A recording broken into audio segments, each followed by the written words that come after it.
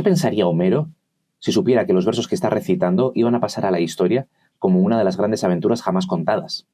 Parece mentira que la Odisea, un poema que se empezó a recitar en el siglo VIII a.C., mucho antes incluso de que existiera el alfabeto griego, pudiera sobrevivir al paso del tiempo y a las modas. Pero lo cierto es que la épica de Odiseo y su aventura de 10 años para volver a casa con su mujer y su hijo consiguió pasar de generación en generación, de boca a boca y de oído a oído, estableciéndose como una de las obras más importantes de la literatura occidental.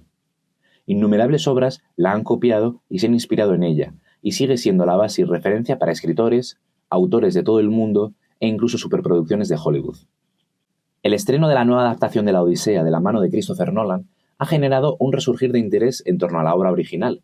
Si vais a vuestra librería de confianza, lo más seguro es que encontréis no uno ni dos, sino varias ediciones del clásico. Podréis verla en tapa dura, tapa blanda, en bolsillo o en alguna edición de lujo. Pero hay una edición que cuesta ver en las librerías, y es de la que quiero hablar hoy aquí. ¿Pero por qué hablar de esta edición?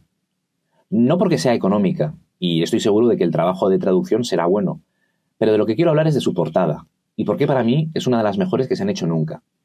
Para entender esto hay que tener en cuenta algunas cosas.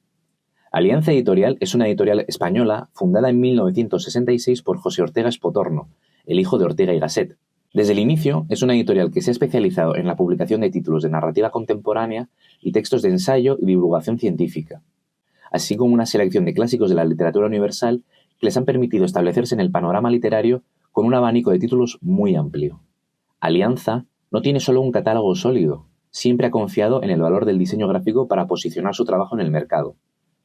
Daniel Hill fue el responsable desde el inicio de crear las portadas para toda la colección del libro de bolsillo, hasta bien entrada la década de los 80. El trabajo de Daniel Hill merece su propio vídeo, ya que sentó las bases del diseño moderno en nuestro país, un trabajo que bebía del surrealismo, del collage, el ready-made y que se combinaba a la perfección con la poesía visual de artistas como Joan Brossa o Chema Madoz. La obra de Hill es, aún a día de hoy, una referencia absoluta que sigue inspirando y su huella se puede ver en decenas de diseñadores, como por ejemplo Manuel Estrada.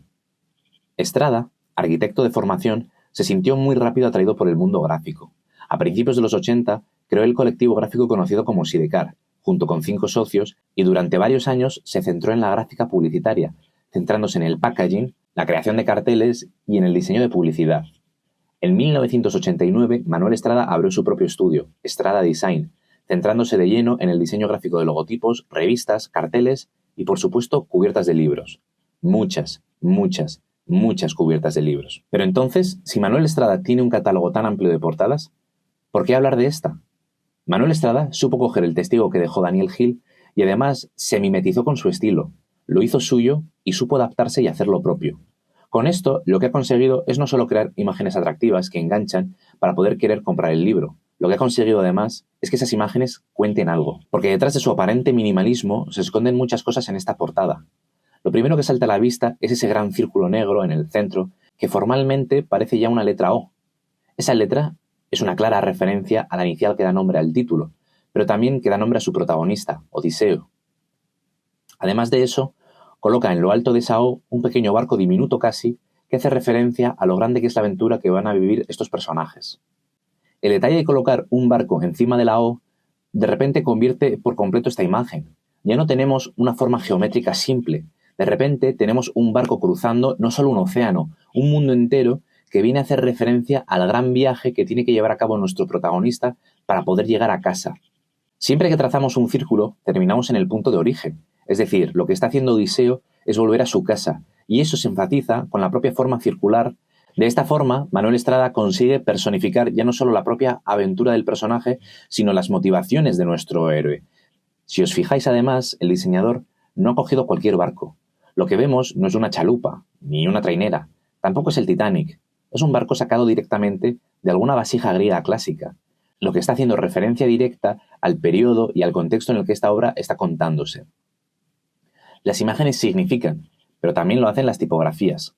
Una vez entras en el mundo de las fuentes, no puedes salir de él. En este caso, el diseñador ha elegido la Trade Gothic, una fuente de los años 40, de palo seco y que no tiene serifas. Si os dais cuenta, lo que Manuel Estrada está haciendo al elegir esta fuente es muy parecido a lo que es su portada. Ha cogido algo que parece a primera vista muy moderno, pero que si te fijas, está plagado de referencias a lo clásico. Estrada no solo es capaz de dar significado a través de la imagen, también lo hace con el color. Aunque a primeras puede parecer que la portada es sosa porque está en blanco y negro, lo cierto es que se esconde un detalle muy importante a través del color. Utiliza un naranja para destacar algunas palabras del texto. Ese tono de naranja no es casualidad. Una vez más, Estrada está haciendo referencia directamente a esas vasijas griegas que servían no solo como decoración, sino también muchas veces para contar historias y representar hechos épicos y que siempre se pintaban en blanco, negro y naranja.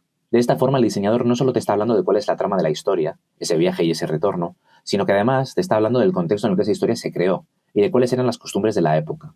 Esa es la clave para entender un buen diseñador. Una portada no tiene que ser simplemente una mera ilustración bonita. No tiene por qué ser simplemente representar el barco de Odiseo en el mar o incluso hacer una ilustración del propio Odiseo atado al mástil para no caer en la tentación de las sirenas. Quizá la inspiración de Manuel para hacer esta portada fue la icónica frase de Cruz Novillo, donde dice que el arte es un viaje de ida, pero el diseño es un viaje de vuelta. Yo personalmente prefiero la frase de Novillo, donde dice que el diseño tiene que luchar contra la insignificancia. Porque al fin y al cabo, todas las cosas significan. No es lo mismo poner una chalupa que un barco griego, o una O en vez de una A. Manuel Estrada entiende eso, y es lo que siempre ha hecho como diseñador. Lo que vemos aquí es un ejemplo perfecto de cómo una imagen, pese a que sea minimal, sencilla y limpia, puede esconder muchos significados. A título personal, esta portada significa mucho para mí. Cuando entré en la carrera de diseño gráfico, apenas conocía lo que era el diseño, y fue cuando me empecé a interesar por el mundo editorial que descubrí el trabajo de Estrada y esta portada en concreto. Hace unos años tuve la suerte de poder conocer a Manuel. La verdad que fue encantador y me hizo valorar muchísimo más su trabajo y su persona. No me lo pensé dos veces y le di mi copia de la Odisea para que me la pudiera firmar. Para Adrián, gráfico y persona humana, ambos en altura. Un abrazo y hasta la próxima. Para mí estas palabras tienen más valor que si estuviera dedicado por el propio Homero. Hasta la próxima, Manuel.